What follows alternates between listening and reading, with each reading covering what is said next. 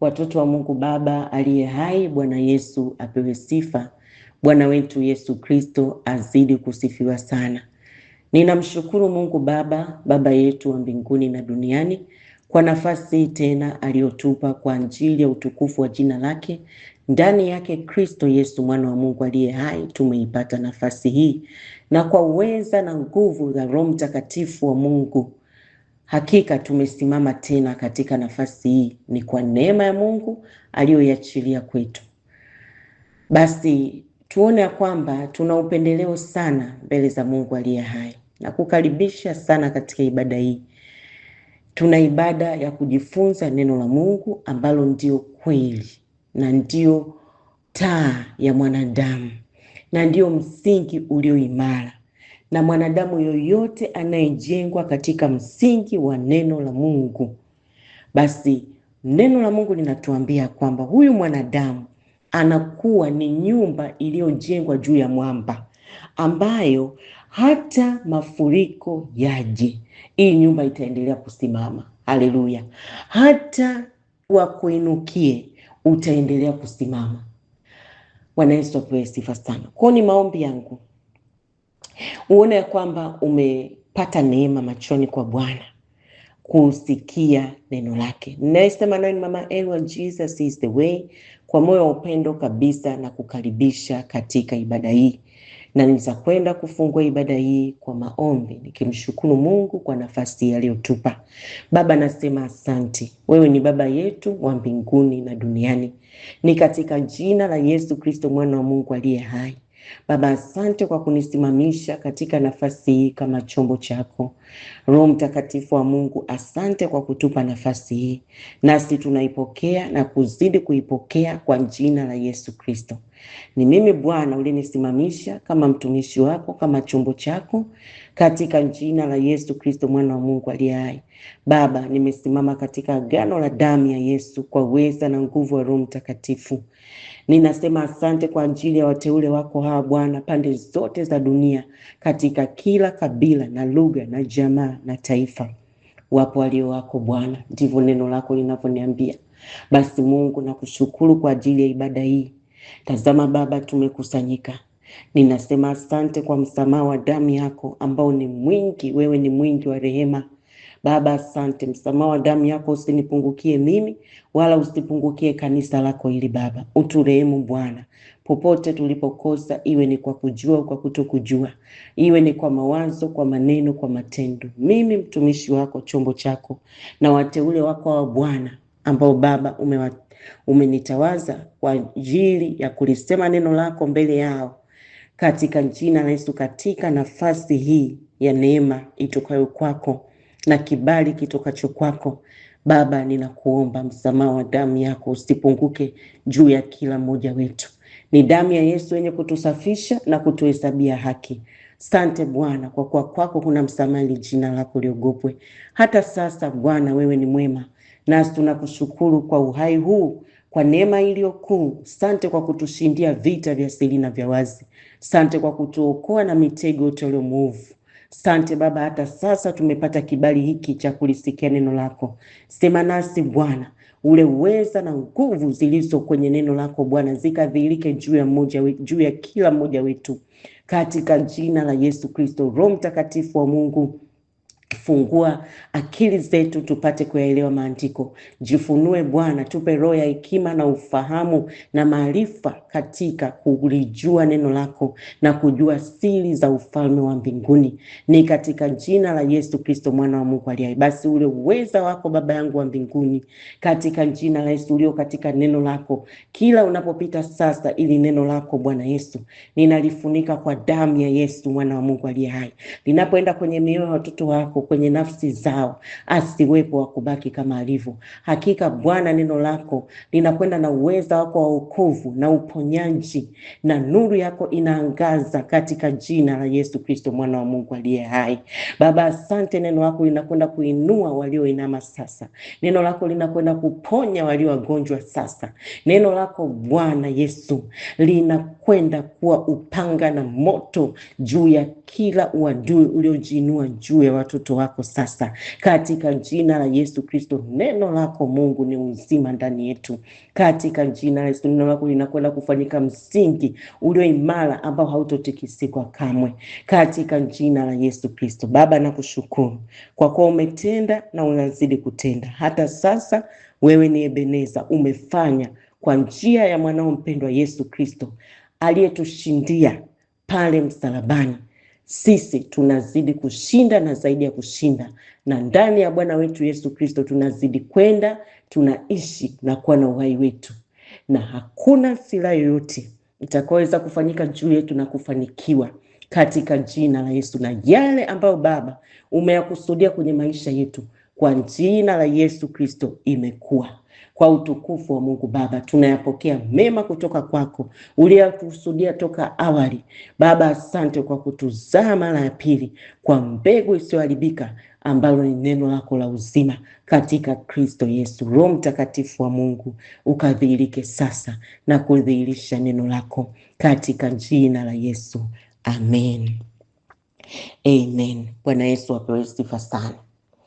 Ujumbe Roho wa Mungu aliouachilia katikati yetu unasema ya kwamba kama unaamini Bwana Yesu amesha kushindia, basi kuwa na uhakika pia kwa mambo haya ambayo sasa nakwenda kukwambia. Bwana Yesu asifiwe sana. Kama unaamini huyu Yesu unayemtaja, unayesema Bwana Yesu asifiwe, Bwana Yesu asifiwe, unayemtaja Yesu ni Bwana, kama unaamini kweli Yesu ni Bwana, amekwisha kushindia, yeye ndiye mshindi wa shindi, ameshinda mauti, yu hai.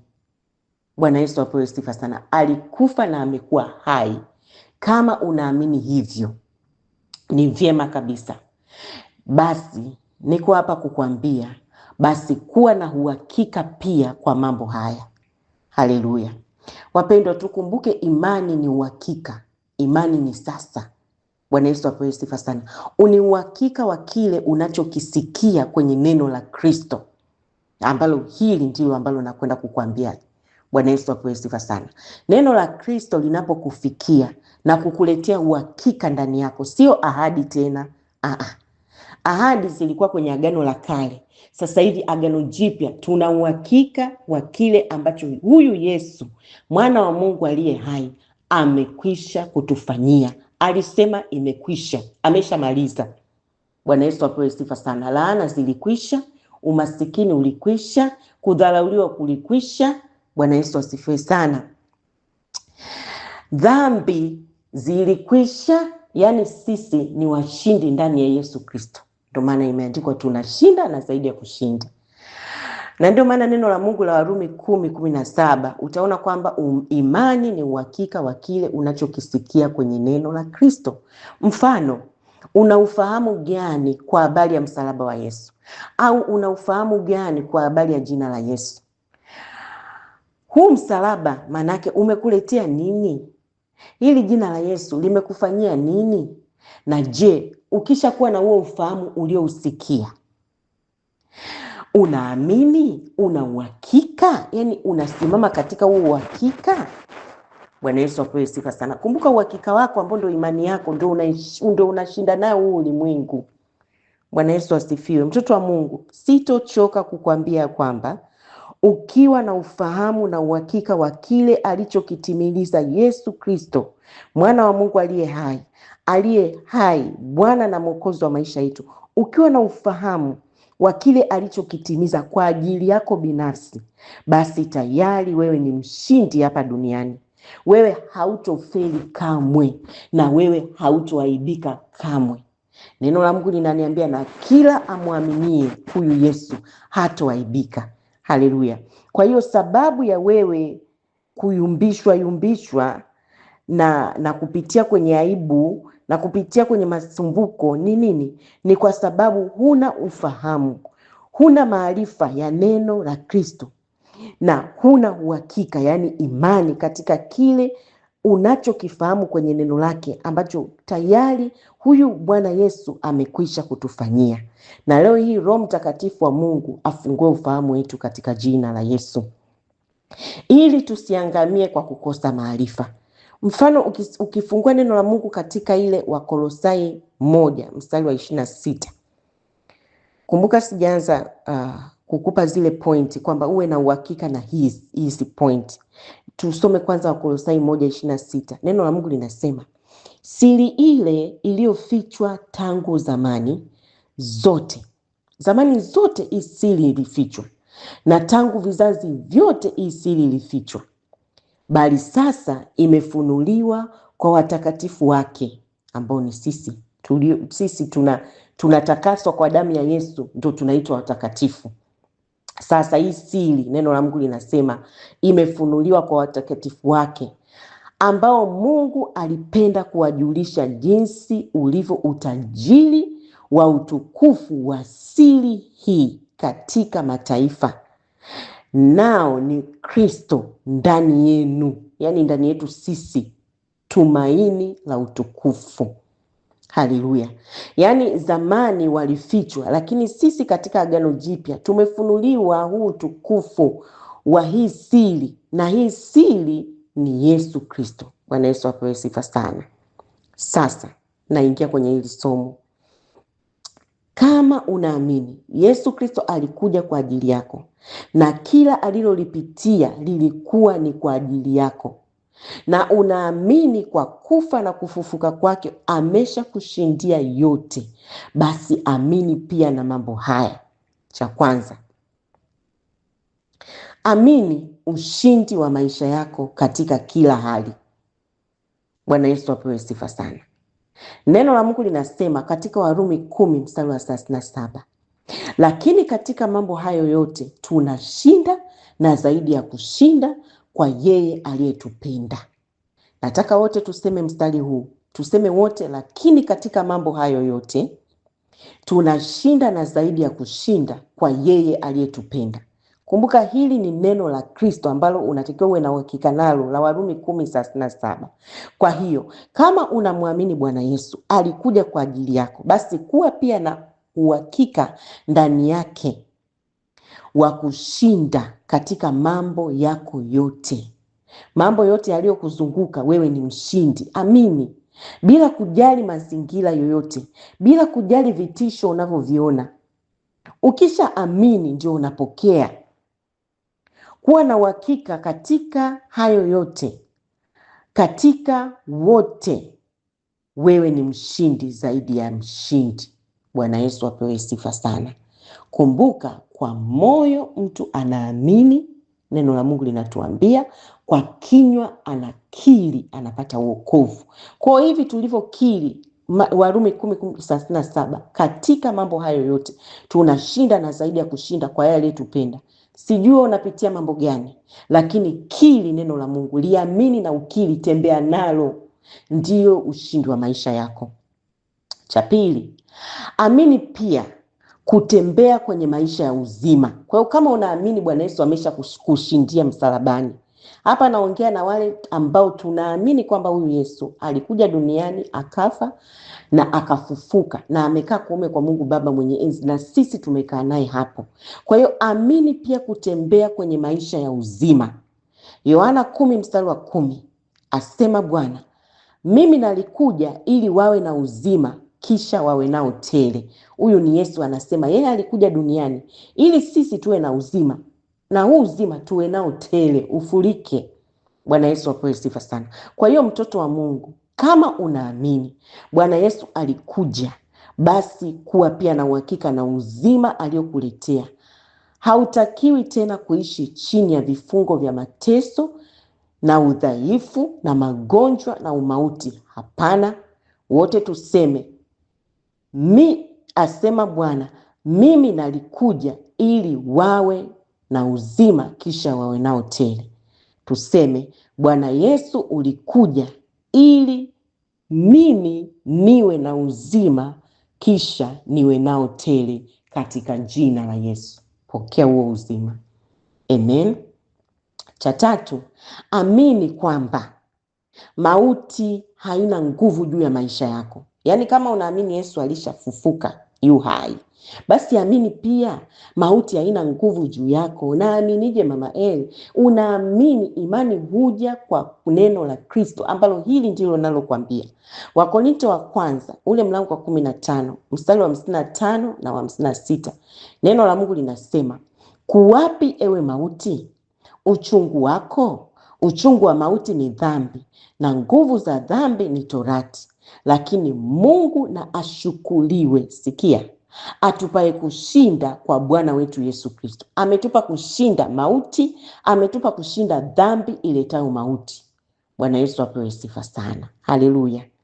Na Waibrania 2 ule mstari wa 14 mpaka wa 15, neno la Mungu linasema, basi kwa kuwa watoto wameshiriki damu na mwili, yeye naye vivyo hivyo alishiriki hayo hayo, yani Yesu, ili kwa njia ya mauti amharibu yeye aliyekuwa na nguvu za mauti, yani Ibilisi, awaache huru wale ambao kwamba maisha yao yote kwa hofu ya mauti walikuwa katika hali ya utumwa.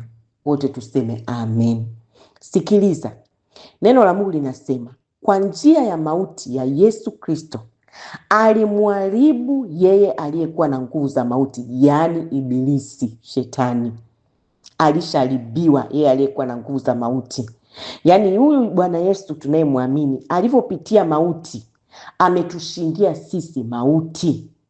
Bwana Yesu apewe sifa. Alafu neno la Mungu linasema, ili atuache huru sisi, yani wale ambao maisha yao yote kwa hofu ya mauti walikuwa katika hali ya utumwa. Kuna watu wana hofu ya mauti mpaka wanakuwa kama watumwa. Sasa huko Yesu ameshatutoa. Amini. Amini, mauti haina nguvu juu ya maisha yako. Iwe ni mauti ya uchumi, iwe ni mauti ya watoto kukuhangaisha, unashindwa kusonga mbele, iwe ni mauti yoyote ile unayopitia, mauti ya mwili, mauti ya afya, mauti ya kiroho, Yesu Kristo alipitia na amemaliza. Basi tembea katika uhakika huu kwamba Yesu Kristo kwa njia ya mauti yake amenishindia mauti zote. Kili huu mstari. Bwana Yesu apewe sifa sana. Kili neno la Mungu likuletea uzima. Achana na manunguniko. Manunguniko yanaleta mauti, lakini neno la Kristo ni hai, linaleta uzima. Kwa hiyo hata kafara zao za misukule sio fungu lako wewe, mtoto wa Bwana Yesu. Wewe utaishi na utazidi kuishi katika jina la Yesu. Haleluya. Mauti haitosikika kwako, kwenye familia yako, kwenye uchumi wako, katika jina la Yesu, kwa kuwa neno la Mungu li hai, linasema ya kwamba Bwana wetu Yesu Kristo kwa njia ya mauti ameshamharibu aliyekuwa na nguvu za mauti, yani Ibilisi. Ametuacha huru sisi ambao kwamba maisha yetu yote tulikuwa na hofu ya umauti, lakini kwa kumwamini yeye utumwa wa mauti umetoka. Bwana Yesu apewe sifa sana.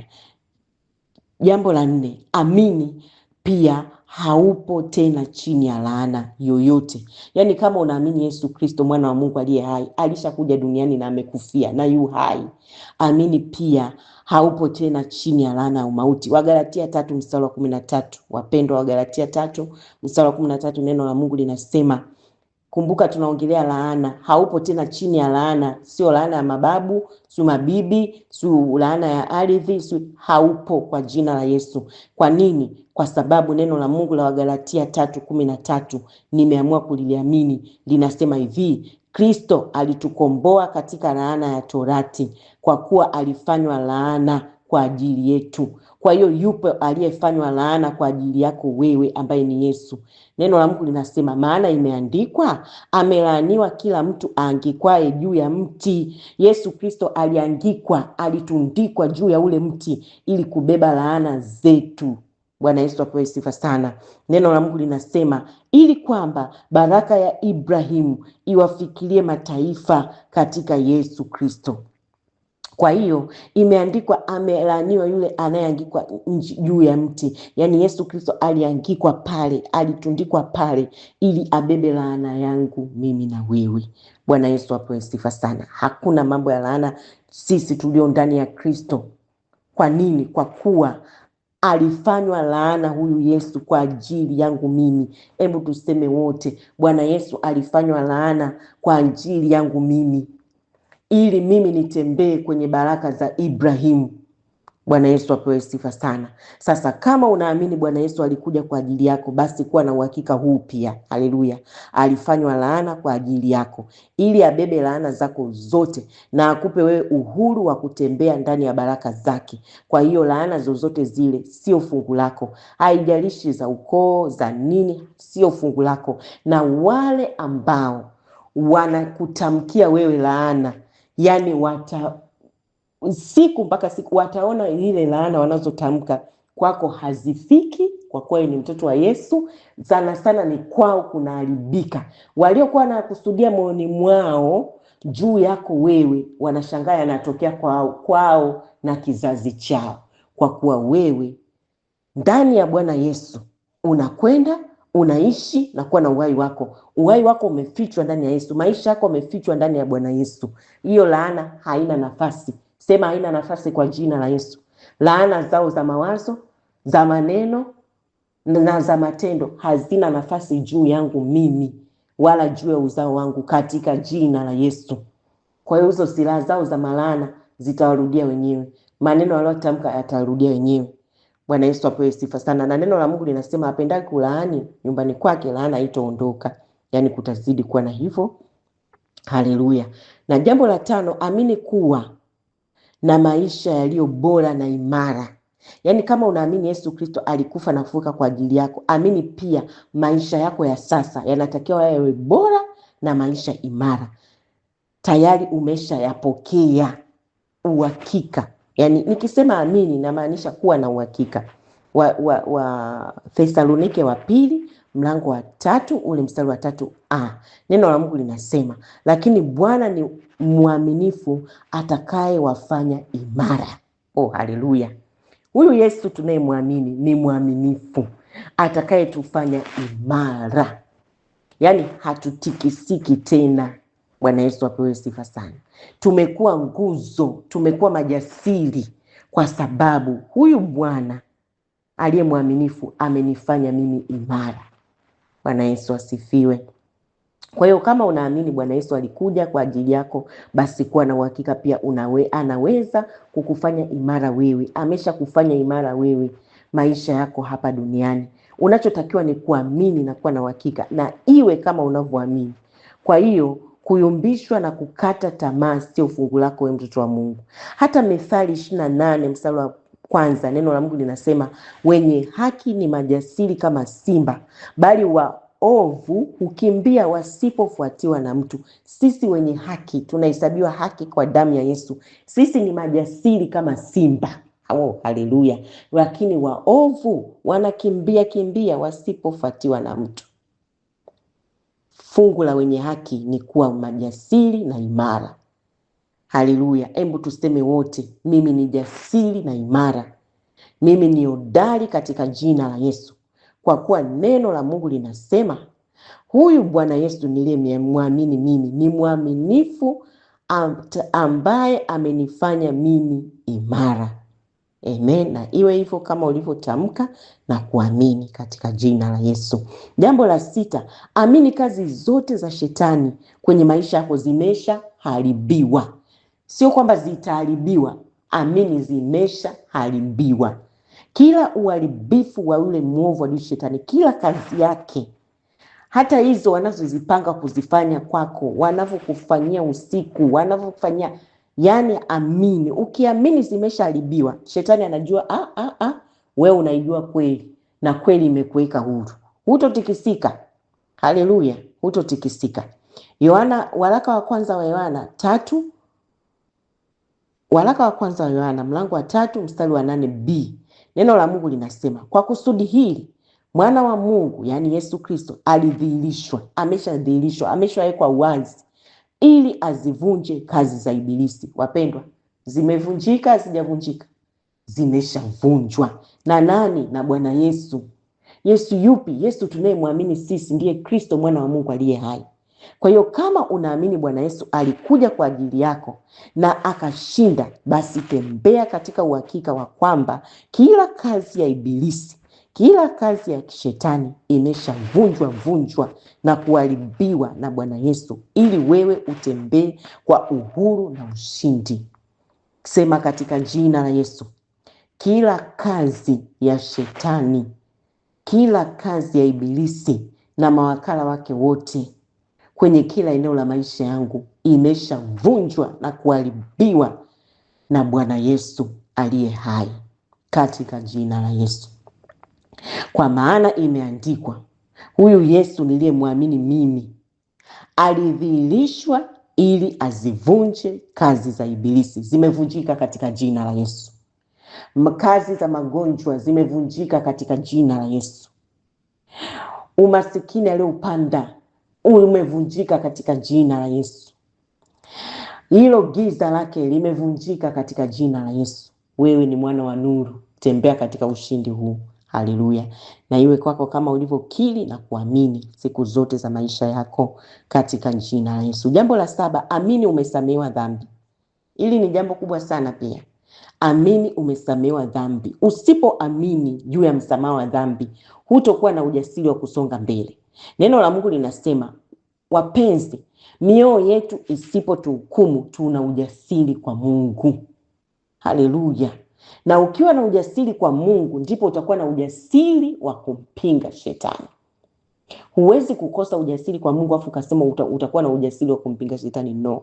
Kwa hiyo amini katika msamaha wa damu ya Yesu. Amini. Hii tunaona katika waraka wa kwanza Yohana mlango wa kwanza mstari wa 7b na ule mstari wa 9. Neno la Mungu linasema mstari wa 9, tukiziungama dhambi zetu, yeye ni mwaminifu na wa haki, hata atuondolee dhambi zetu na kutusafisha na udhalimu wote. Mstari wa 7b, na damu yake Yesu mwana wake yatusafisha dhambi yote. Niko hapa kukuuliza, damu imemwagika haijamwagika ya Bwana Yesu? Imeshamwagika. Basi amini ya kwamba hii damu ya Yesu mwana wake Mungu, mwana wa Mungu aliye hai, yatusafisha dhambi yote. Kwa hiyo kama unaamini Bwana Yesu alikuja kwa ajili yako na damu yake inasafisha dhambi, basi kuwa na uhakika na msamaha wa Mungu. Usikubali hali ya kujihukumu inakufanya usisonge mbele, usiinuke tena na kusonga mbele. Usikubali hali ya kupokea hukumu za watu. Pia usiruhusu mawazo ya shetani, ya ibilisi ya kukuhukumu.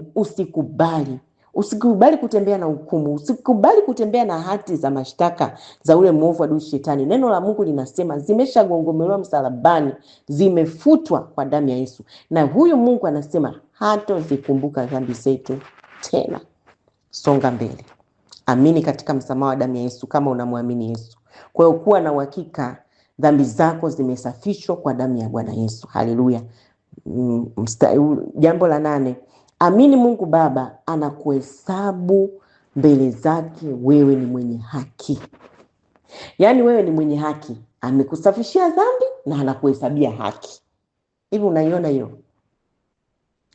Ukiwa na ujasiri huu, hata wanadamu wa kuhukumu usiku na mchana, wewe utasonga mbele. Yaani wewe unazidi kwenda juu. Wanazidi kuona unazidi kwenda juu na matokeo yanazidi kujidhihirisha katika ulimwengu huu wa kimwili. Wataona baraka zako, wataona wewe sio yule mama Eli wa juzi. Haleluya. Kwa hiyo amini Mungu Baba pia anakuhesabu mbele zake yeye. Wewe ni mwenye haki. Mbele za Mungu unakuwa mwenye haki kama unaamini katika Yesu Kristo. Warumi 3 mstari wa 21 mpaka 24. Lakini sasa haki ya Mungu imedhihirika. Ni haki ya Mungu iliyo kwa njia ya imani katika Yesu Kristo kwa wote waaminio. Unaamini? Ndio. Maana neno la Mungu linasema hakuna tofauti, kwa sababu wote wamefanya dhambi na kupungukiwa na utukufu wa Mungu. Wote tumefanya dhambi. Ile dhambi ya Adamu ile imewafikiria wanadamu wote. Tumefanya dhambi na kupungukiwa na utukufu wa Mungu. Lakini neno la Mungu linatuambia wanahesabiwa haki bure kwa neema yake, yani upendeleo wa Mungu, yani ni Mungu amefanya kazi kutuhesabia sisi haki. Tunahesabiwa haki bure, anasema, kwa njia ya ukombozi ulio katika Kristo Yesu. Hebu wote tuseme haleluya. Kwa njia ya ukombozi ulio katika Kristo Yesu tunahesabiwa haki kwa neema bure mbele za Mungu. Na ile Warumi 5 mstari wa 1 mpaka wa 2, neno la Mungu linasema, basi tukisha kuhesabiwa haki itokayo katika imani, uhakika wako kwamba damu ya Yesu mimi imeshanisafisha, unahesabiwa haki. Neno la Mungu linasema, basi tukisha hesabiwa haki itokayo katika imani, na muwe na amani kwa Mungu. Uwe na amani kwa Mungu kwa njia ya Bwana wetu Yesu Kristo, ambaye kwa yeye tumepata kwa njia ya imani kuifikia neema hii ambayo mnasimama ndani yake, na kufurahi katika tumaini la utukufu wa Mungu. Basi tukisha kuhesabiwa haki itokayo katika imani, na muwe na amani kwa Mungu kwa njia ya Bwana wetu Yesu Kristo. Bwana Yesu apewe sifa sana. Kwa hiyo mtoto wa Mungu, kama unaamini Bwana Yesu alikuja kwa ajili yako, basi kwa imani hii uwe na uhakika wewe ni mwenye haki mbele za Mungu. Wewe ni mwenye haki. Na usipojua hili, shetani atatesa maisha yako. Watoto wa Mungu wamekuwa wanashindwa kusonga mbele, wanajihukumu usiku na mchana. Je, ile damu ilimwagika bure? Damu ya Yesu ilimwagika bure? Hapana. Tunahesabiwa haki kwa neema, kwa njia ya imani katika damu ya Yesu. Bwana Yesu apewe sifa sana. Wewe ni mwenye haki wa Mungu. Acha kuishi maisha ya kuhukumika, kujihukumu. Wewe ni mwenye haki wa Mungu. Acha waongee usiku na mchana. Kama wanakuona wajuzi, wewe umeshajua kwamba umeshatengeneza na Mungu wako. Wewe sasa unaitwa mwenye haki. Umesamehewa dhambi, unahesabiwa haki. Oh, haleluya. Jambo la 9, amini katika kila hali, katika kila jambo umeshamshinda shetani. Amini, yani wewe tayari umeshamshinda shetani. Amini. Kumbuka, uhakika wako, ufahamu wako ndio shetani hatakuchezea nao. Neno la Mungu linasema tunaijua kweli, kweli ndio inatuweka huru. Ufunuo 12 mstari wa 11, nikasikia sauti kuu mbinguni ikisema, sasa kumekuwa wokovu na nguvu na ufalme wa Mungu wetu na mamlaka ya Kristo wake, kwa maana ametupwa chini mshtaki wa ndugu zetu, nao akamshinda kwa damu ya mwana kondoo na kwa neno la ushuhuda wao. Damu ya Yesu tumeshapewa, hatujapewa? Imeshamwagika, haijamwagika? Basi sisi tumemshinda shetani kwa damu ya mwana kondoo na kwa neno la ushuhuda wetu. Ushuhuda huu tunaupata katika neno lake. Ni nini damu ya Yesu imetufanyia? Tunamshinda shetani. Haleluya. Bwana Yesu apewe sifa sana. Kama unaamini Bwana Yesu alikuja na akamwaga damu yake kwa ajili yako, basi uwe na uhakika pia kwa ushuhuda ulionao katika damu yake na neno lake, umeshamshinda shetani na mawakala wake wote umewashinda. Bwana Yesu apewe sifa sana. Sasa kutokuijua kwako kweli ndio kuna kufanya ukandamizwe. Jambo la 10 na kwenda kumaliza kwa leo kwa hili. Tutaendelea kujifunza taratibu. Amini kuushinda ulimwengu huu na mambo yake yote. Yaani kila unachokiona hapa ulimwenguni, wewe ni mshindi juu ya hicho kitu. Wewe ni mshindi juu ya hilo jambo kwa sababu uko ndani ya Yesu. Umemwamini Yesu. Waraka wa kwanza wa Yohana 5 ule mlango wa mstari wa 4 na wa 5. Ni vizuri ukaiandika hii mistari ukawa unaipitia kila wakati.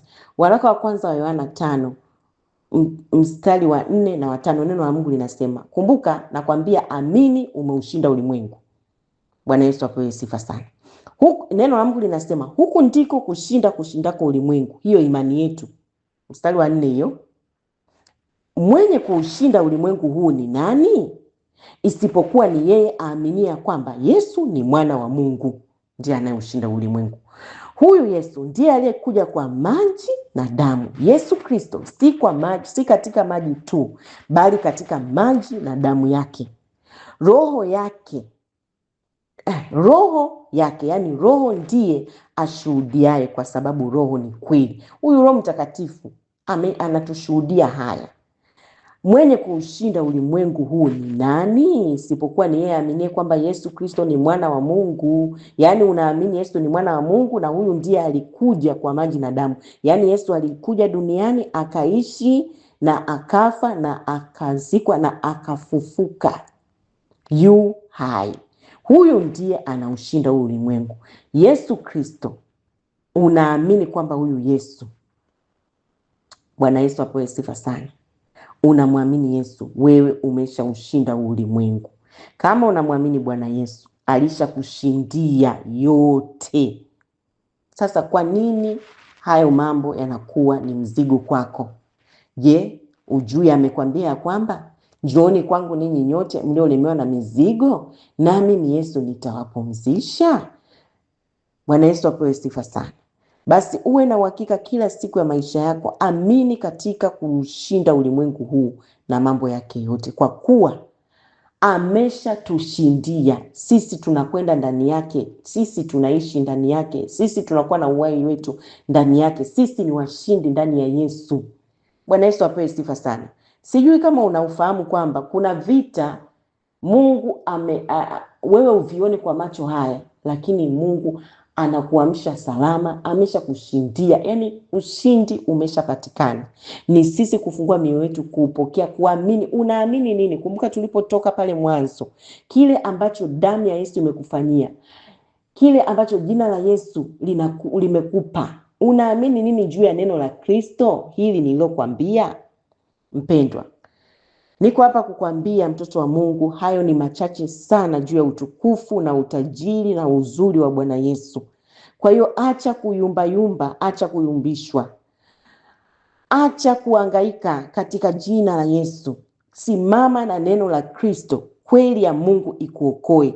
Neno la Mungu linasema huyu Yesu akituweka huru, tumekuwa huru kweli kweli.